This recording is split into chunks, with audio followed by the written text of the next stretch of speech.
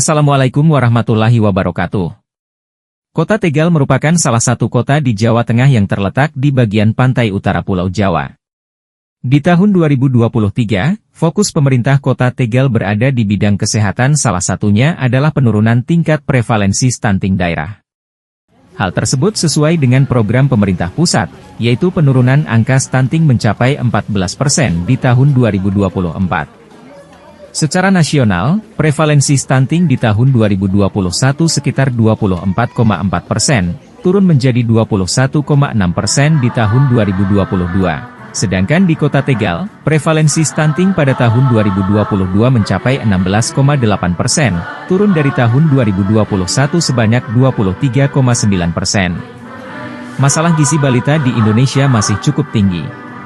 Berdasarkan survei status gizi Indonesia, SSG, tahun 2022 prevalensi balita wasting sebesar 7,7% dan balita stunting 21,6%. Stunting adalah kondisi di mana pertumbuhan anak terhambat sehingga tinggi badannya lebih pendek dibandingkan anak-anak seusianya. Kondisi ini terjadi akibat kekurangan gizi yang kronis dan berkepanjangan serta seringnya anak mengalami infeksi dalam periode 1000 hari pertama kehidupan, mulai dari masa kehamilan hingga anak berusia 2 tahun.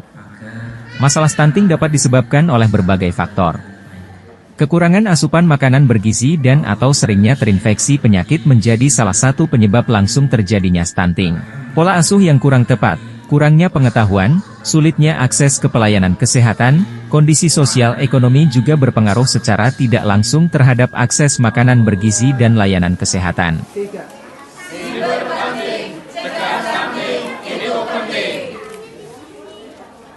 Stunting memiliki dampak luas. Secara fisik, anak-anak yang stunting cenderung lebih pendek dan lebih rentan terhadap penyakit karena sistem kekebalan tubuh mereka lemah. Mereka juga berisiko lebih tinggi mengalami penyakit seperti diabetes dan penyakit jantung di masa dewasa. Dari sisi perkembangan kognitif dan mental, stunting mengganggu perkembangan otak sehingga anak-anak mengalami kesulitan belajar dan prestasi akademis yang rendah. Selain itu, mereka mungkin menghadapi masalah emosional dan psikososial. Dampak ekonomi dari stunting juga signifikan. Anak-anak yang stunting mungkin memiliki produktivitas yang rendah di masa dewasa, mempengaruhi kemampuan mereka untuk bekerja dan berkontribusi secara ekonomi. Hal ini menambah beban ekonomi pada keluarga dan masyarakat karena biaya kesehatan yang tinggi. Secara sosial, stunting dapat menciptakan siklus kemiskinan antar generasi, karena anak-anak yang stunting cenderung menjadi orang dewasa yang juga kurang mampu memberikan gizi yang baik kepada anak-anak mereka. Salah satu strategi penanganan masalah gizi pada balita dan upaya pencegahan stunting adalah dengan pemberian makanan tambahan, PMT. Pemberian makanan tambahan, PMT, adalah kegiatan pemberian makanan kepada balita dalam bentuk kudapan yang aman dan bermutu beserta kegiatan pendukung lainnya dengan memperhatikan aspek mutu dan keamanan pangan, serta mengandung nilai gizi yang sesuai dengan kebutuhan sasaran. Pemberian makanan tambahan, PMT, ada dua macam yaitu, PMT pemulihan dan PMT penyuluhan. Keduanya memiliki tujuan yang sama yaitu untuk memenuhi kebutuhan zat gizi yang dibutuhkan oleh balita. PMT pemulihan dimaksudkan untuk memenuhi kebutuhan gizi balita sekaligus sebagai pembelajaran bagi ibu dari balita sasaran. PMT pemulihan diberikan dalam bentuk makanan atau bahan makanan lokal.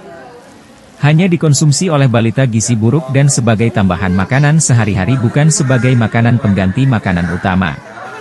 Pemberian makanan tambahan berbahan pangan lokal merupakan rangkaian dari titik krusial dalam upaya pencegahan stunting. Program PMT berbahan pangan lokal ini merupakan bagian dari upaya pemerintah menekan angka kasus stunting yang masih berada di angka 21,6% dan angka kasus wasting yang masih di angka 7,7%.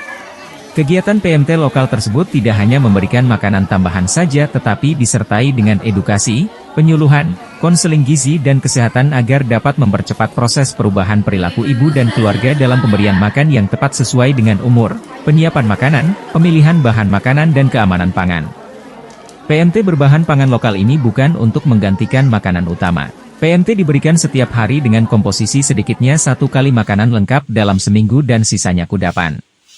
Makanan lengkap diberikan sebagai sarana edukasi implementasi isi piringku yang bergizi seimbang dengan mengutamakan 2 jenis sumber protein hewani.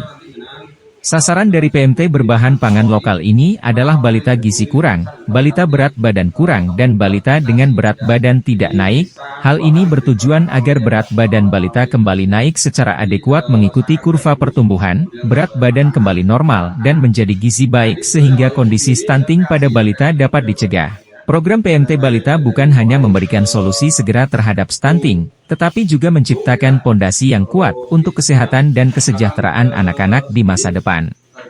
Dengan kolaborasi yang baik antara masyarakat, pemerintah setempat, dan tim kesehatan, kelurahan ini berhasil memberikan harapan baru bagi generasi penerus mereka. Mari bersama wujudkan anak Indonesia sehat bebas stunting.